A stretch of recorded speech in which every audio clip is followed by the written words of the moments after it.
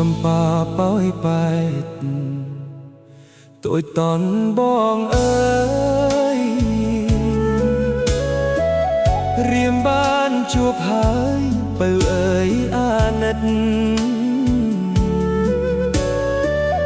បងអ្នកចំងាយមកពីឆ្ងាយពិតពេលយប់ងងឹតសុំច្រកផ្ទះមុំ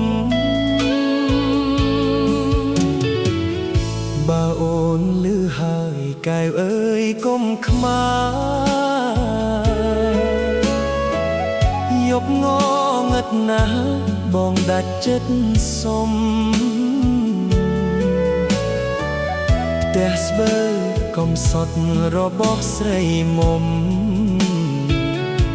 ភូមិឋានសុខុមស្រុកប៉ោ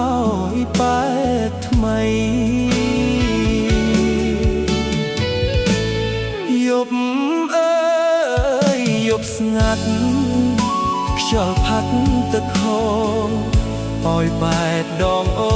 ជាប់ព្រំដែនថៃត្រីយំក្រលួចគួចនឹកអាឡ័យគិតថាស្អែកថ្មីលាថ្លៃពងមានតែចម្រៀងច្រៀងបាញ់ចាំចិត្តសូមផ្ញើជីវិតស្រស់ស្រីស្នេហាពេលភ្លឺថ្ងៃឆាប់បងលាជីវ៉ាសូមព្រេងវាសនា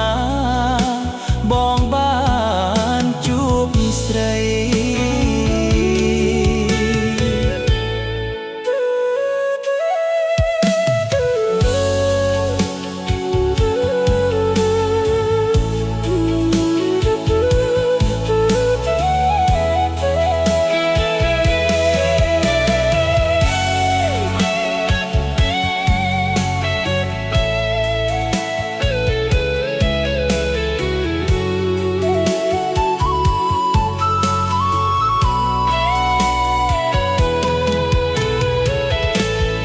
យប់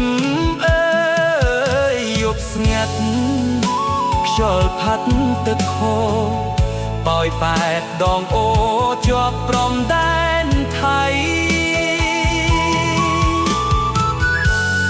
រីយំ